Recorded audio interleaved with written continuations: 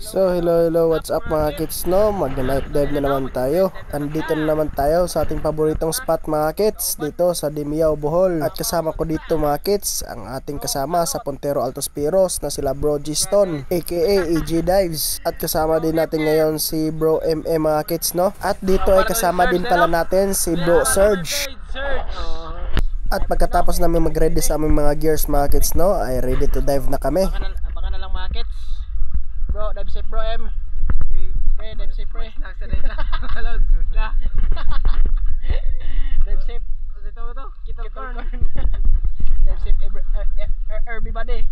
Let's go. Mga kids, dive na ba? At dito mga kids ay magda-dive na tayo. Let's go. Action na lang. Baka din yo. Let's go. At dito mga kids, no, buena mano natin, isang timbungan. Good size na din mga kids, kaya tinira na natin. At dito sa sunod nating pagdive mga kids ay manatira tayo isang mulmul. Kaso lang hindi nakatagos yung shaft natin kasi may bato sa likod niya. Pero pagtingin natin ay nakatihaya na siya doon sa ilalim. Kaya dinakma ko na lang ng aking kamay.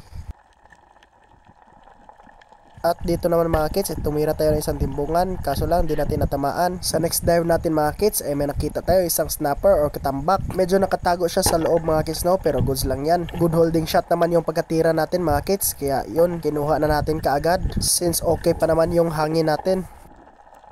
Ayan na mga kids, isang good size na snapper or tinatawag sa amin na katambak. At dito naman sa next dive natin mga kids ay may nakita din tayo isang timbungan. Nakatiming din tayo sa mga timbungan sa spot na to mga kids.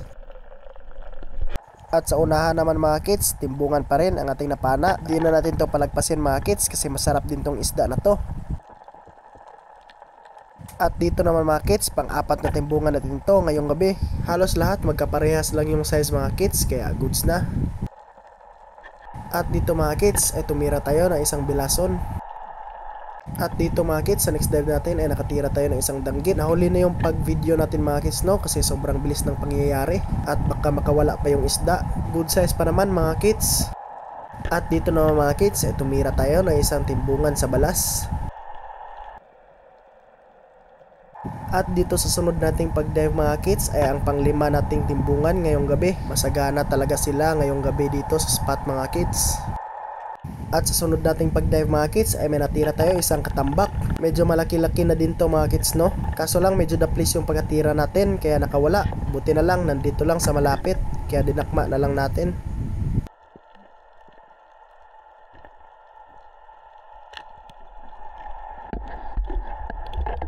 Kita nyo yan mga kids, medyo malaki-laki na din.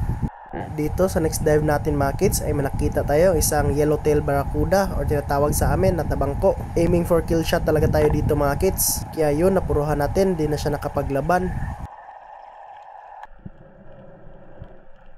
At dito mga kids ay may nakita tayong dalawang tagbagol. Gusto nating i-double shot yung dalawa mga kids, kaya tinulak ko yung isa para magpantay sila. Dinahandahan lang natin mga kids para hindi sila mabulabog. At yun ay nagkatabi na sila kaya i-double shot na natin. Goods mga kids, kasi sa isang dive nakadalawang isda kagad tayo.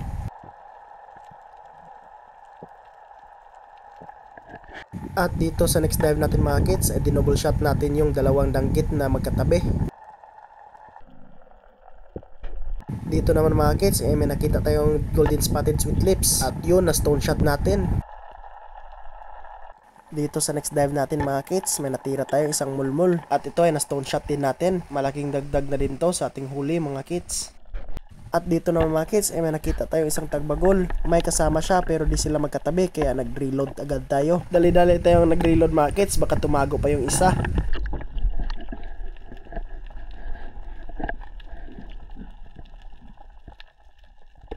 At yun, natira natin mga kids, kaso lang kapos na tayo sa hangin kaya umahon na tayo. Binalikan lang natin yung pana natin mga kids, no. Safety first lang tayo always. Kaso lang yung pagbalik natin ay nawala na yung isda. At dito mga kids, titira sana tayo ng pusit, kaso lang nag-step back siya, kaya yun hindi natin nakuha, sayang. At yun mga kids, umahon na kami at ito yung huli namin lahat. Nabiyayaan din kaming lahat ngayong gabi mga kids, no. Thank you Lord. At pagkatapos ng mga kids ay kumain kami kasi sobrang gutom na. At dito mga kids ay nakarating na tayo sa ating bahay, no. Thank you Lord at safe kaming nakauwi sa aming bahay at may nahuli din kaming maraming isda. At dito mga kids ay mag-shoutout pala tayo sa ating viewer no na si James Fresh J Magto. Shoutout sa iyo idol. At dito mga kids ay ililigpit muna natin yung mga isda para diretso na natin bibenta bukas kasi around 12 midnight na. At hanggang dito na lang tayo mga kids. Maraming salamat sa iyong pagpapanood. Stay tuned na lang sa ating next adventures mga kids no. At God bless sa ating lahat.